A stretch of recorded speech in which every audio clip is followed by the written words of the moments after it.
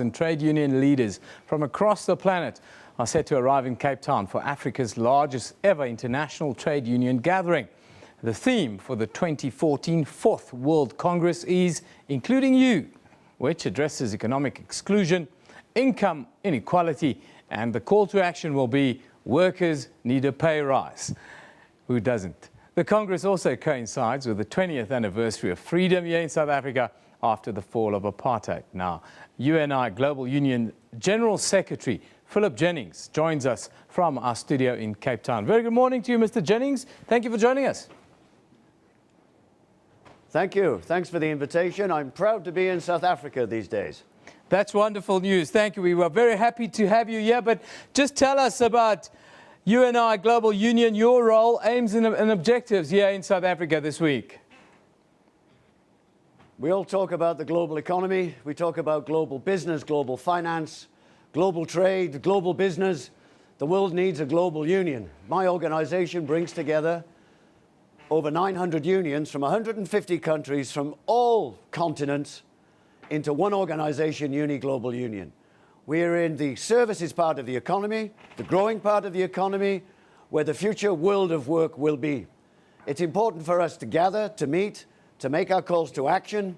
We're here in South Africa to celebrate the 20th anniversary, to look at what's going on here in terms of Africa rising, and to show the world support for the joy we can share with South African people at their own liberation, but also to show that the trade union movement is alive and kicking, and that we need to see the world take a different path from that which we've seen these last decades. Now, we've had a very difficult year within the trade union movements here in South Africa. We've had strikes that have really crippled the South African economy, especially within the mining industry. Is our labor movement any different from that elsewhere in the world? Try to keep things in proportion. When you look at the overall strike incidents in South Africa, in terms of the quantity and the length of strikes, you are not first in the league. And in fact, in many respects, you are nowhere near the top of the league. I know strikes are dramatic. They cause interference in day-to-day life. But it's always look at the symptoms and look at the reasons. The South African worker, the African worker, the European, the Latin American, and the Asian worker is facing a fundamental challenge. The wages that they earn don't make ends meet. And what we are seeing during the course of these last decades is that the share of wages in the wealth produced is in decline, here in South Africa and in the United States of America. This is not sustainable, it is not good for our economies, and therefore you will see around the world people taking to streets, 90,000 in the streets of London just a few days ago, 1 million in the streets of Rome not so long ago. There will be a general strike in Belgium. Why? Because wages aren't making ends meet. We make the economic wheels turn in our nations. And when we don't have rand and euros and dollars in our pocket, then the economic wheels come to a very slow halt. You talk the call to action. Workers need a pay rise. How do you bring that home to business, big business, multinationals, who seeming to be always at the other end of the scale? And in South Africa, we have the call, people always before profits. They've forgotten that. In the business community here in South Africa, there's another saying, they want their cake and they're eating it. One of the great disappointments in these first 20 years is that the level of income inequality has actually broadened and lengthened. There is a global phenomenon that the top 1% is taking the majority of the wealth that is created. In the United States, but still the world's largest economy, during the course of the last 20 years, the top 1% of the population, CEOs, business leaders, are taking most of the wealth that is being created. In South Africa, 10% of the people have 50% of the wealth. Now, if this continues, this brings ruptures in society. It threatens your democracy. It threatens a sense of belonging, threatens your communities, threatens your individual sense of well-being. So we're saying to the CEOs and their political friends, this has to stop. And we, as the labour movement, are part of the solution. Minimum wage, living wage, collective bargaining, formalising work. You've got labour brokers running amok in this country with millions of people not sure if they got a job at the end of the day, they're not sure what's in their salary packet by the end of the week. So therefore, the trade union movement is about putting demand back in our economies. And the business leaders should recognise, without demand, there's no business.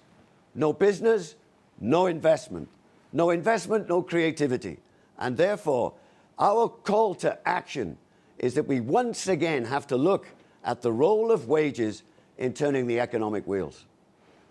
Do we see a future on this planet where workers will increasingly have to take to the streets if business leaders don't play ball? It's not just me saying this. The World Economic Forum, which based in Europe, the world body, which kind of is a barometer of people's sentiments about business, much more reliable than stock markets, I might add. They conduct a report every year on what risks do they see in the world? What dangers do business people face? And for the last 3 years, the message has been social cohesion. Yeah. And when you look at what the people are saying our economies are working for the wealthy. That the wealthy have fixed the political system, that they take care of themselves and not the mass of the population. So we saw the spark of Occupy Wall Street. Yeah. Financial crisis not driven by working people. We see sparks of discontent. When we look at the global opinion polls that we do, and we do many, there is this anger emerging that this economy is not working for them and that it's working for that top 1%. Is it now, this might be seen as being too ideological, but I'm talking about the facts on the ground. Is it the economy? This is bad for business. Is it the economy or is it capitalism that is failing around the world because of the mechanics of the system? The mechanics of the system, to blame economics in the abstract is one thing.